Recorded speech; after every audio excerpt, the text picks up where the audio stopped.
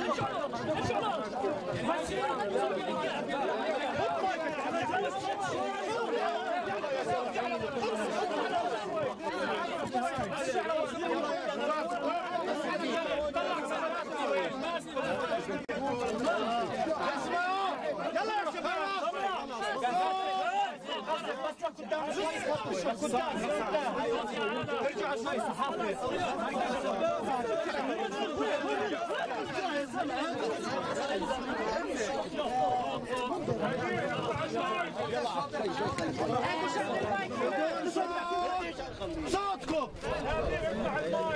من بيت الشهيد المقاومة مستمرة حتى زوال الاحتلال، وأكيد الأسرات في السجن كلهم قويات، بحيي كل شخص وقف معي بسجنتي هاي، وقف مع كل الأسرات.